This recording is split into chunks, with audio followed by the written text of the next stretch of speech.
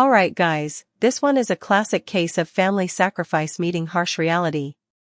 A grandmother walks into Judge Vonda B's courtroom asking for help raising her granddaughter, while her own daughter insists she's doing everything she can. But when the court starts digging into who is actually providing daily care, this emotional family dispute quickly becomes a legal lesson about responsibility, priorities, and what it truly means to be a parent. You brought this case before the court. What's going on? Judge, I have a really great daughter. However, we have a kind of a bad situation.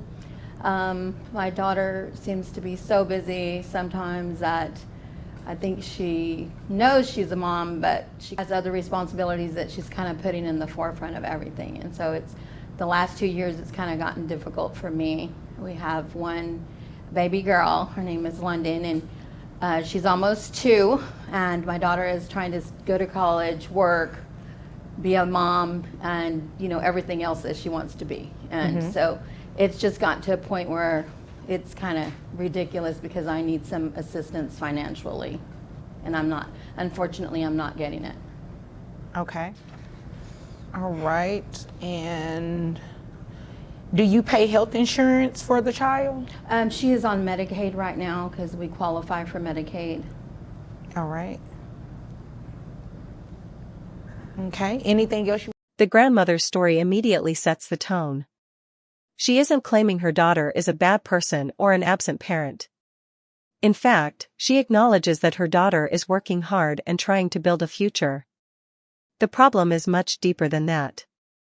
When someone else is carrying most of the day-to-day responsibility for a child, family court begins asking an important question: who is really supporting that child right now? We can maybe find a resolution today. Okay. Okay. Yes, ma'am.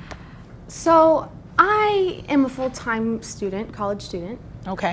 So I'm spending most of my times, at nights going to school. But on top of that, I also work for the university during the day. What do you do? I'm actually an intern, full-time intern for the psychology program. Is that a paid position? Yes, it is. How much are you paid? Well, I just got a promotion. That's to good. 50,000. Okay. Yeah. I just feel like I work, all day. I go to school at nights. I don't come home. Congratulations. We all work all day. Yeah, I don't get home until like midnight, and I don't really see why it's a problem that my mother, the grandmother of my child, has to. Now we hear from the daughter herself. She's a full-time student, working during the day and attending classes at night. That's an exhausting schedule, and many viewers may sympathize with her situation. But Judge Vonda B is already focused on something else: the difference between having challenges and transferring parental responsibilities to someone else.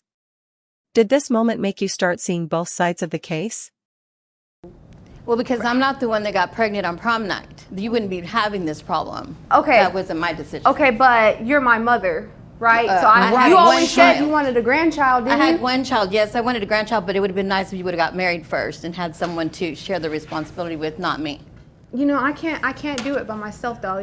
You're not doing it by yourself. I'm trying to use that money, right? So that way I can pay for my tuition for college. Well, I can appreciate that, honey, but you know what? Your main responsibility is being a mom. I agree with your mom. This is your child, and you said something very key while you were talking. You said grandmother. Right. You're her child. She raised you. It is not her responsibility to raise your child. Right. It is your responsibility. I just feel like I don't really have to owe her anything. You don't feel like you should pay your mother? If your daughter were going to daycare, you would be paying the daycare, right? This is where the emotional tension begins rising fast. The daughter argues that her mother should help because she's family. The grandmother responds with a reality many parents understand: wanting grandchildren doesn't mean volunteering to raise them. Judge Vonda B immediately recognizes the core issue. Family support is valuable, but support should never be confused with permanent responsibility. That distinction is about to become critical. Yes or no? Yes, ma'am. Do you feel like they should be paid? Yes. They're taking care of your child, looking after your child, taking changing diapers, feedings. They should be paid, right? Right. Your mother is doing everything I just named, correct? Yes. So it logically follows that she should be paid too, right? Yeah. So what's your issue? Well, she uses her money for the school loans, and I can appreciate that she doesn't want to have school debt. Right. But Yeah, now that's a that good she's thing. making more money, she's going to have to give me a little bit of that. They live with me. The house is paid. We don't have that bill. So I know she wants to be responsible and not have any debt, but mommy doesn't need to be having no debt and worried about diapers and all that too. And she does try to help, but it's just not enough. And now that she's got a promotion, I feel like she needs to take a little bit more responsibility. I've done everything I can, sweetie. You know that I'm a double major, right? I know that, sweetheart. But like I said, I can't afford London to is do that. important too. So I know she is. That's why I leave her with you. Notice how the judge shifts the conversation toward logic instead of emotion. If a daycare provider deserves payment for caring for a child, then why should a grandmother doing the exact same work receive nothing? This comparison is powerful because it cuts through excuses and focuses on value. The childcare responsibilities are real whether they're performed by a stranger or by a family member. well, just like I did a good job with raising I you. leave her with you, and you leave your child with your mother and do not believe that your mother should receive some sort of financial assistance. I feel like I give something back by being in school. Once I do get that education, What are you that giving degree, back by being in? I'm giving her. What are your plans after school? Well, I'm majoring also in psychology, so Okay. I planned on opening my own clinic, doing a clinical psychologist, and then from there I could, take care of my own daughter by then. Right now I need And some move assistance. out? Yeah, move out.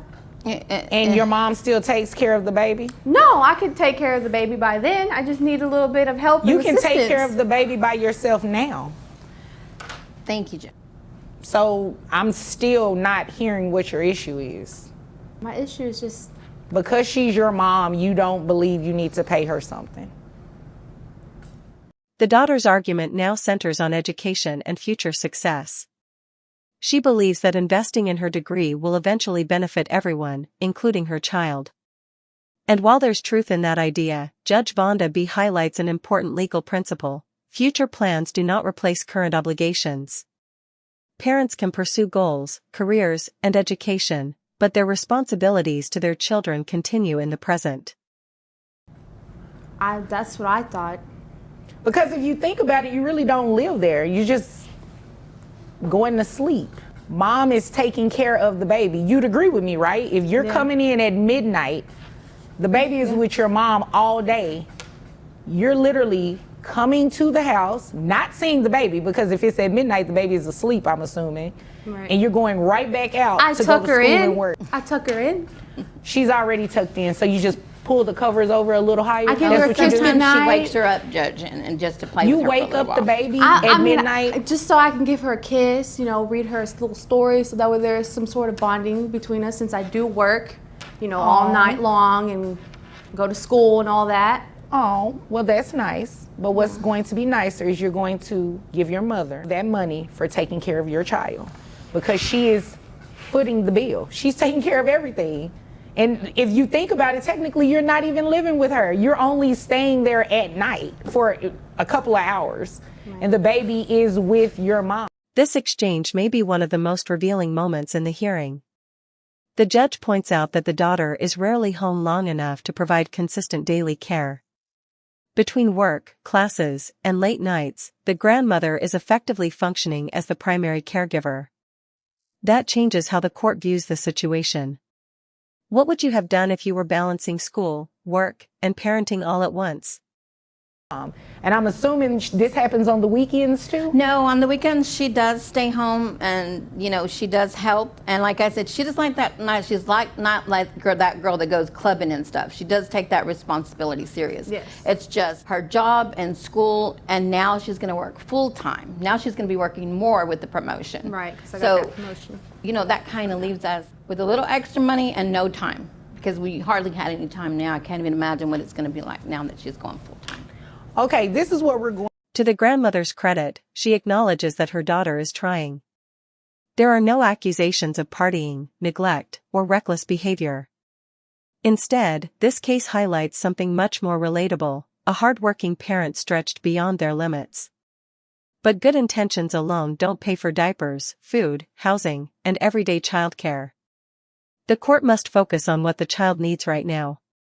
We're going to start your child support so you can at least give mom some sort of assistance. Now, at the time that you move out of the house and you have the child on your own 100%, mom is not babysitting. Mom is not, well, not even babysitting. The child is living with your mom. The child is no longer living with your mom. Your daughter is with you 100% of the time. Then you can come back and see me to stop child support at that time. Okay. But until that happens, mom is going to receive some financial break, essentially, Right. until that time happens. So it's going to be. Now comes the legal turning point. Judge Vonda B makes it clear that because the child is primarily living with the grandmother, financial support is appropriate. This isn't punishment for going to school or working hard. It's recognition that the grandmother is carrying a large share of the financial and caregiving burden. The judge's goal is simple: make sure support follows responsibility. Based off your income, and you just said that you make $50,000 a year now. Mm-hmm. So at $50,000 a year, that brings your gross to $4,167, $16.78.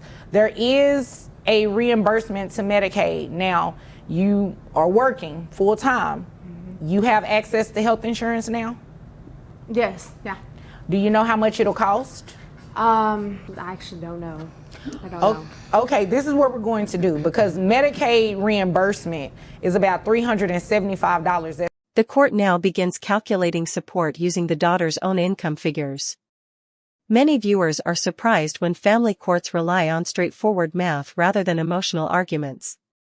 Income, healthcare costs, and caregiving responsibilities all factor into the final number.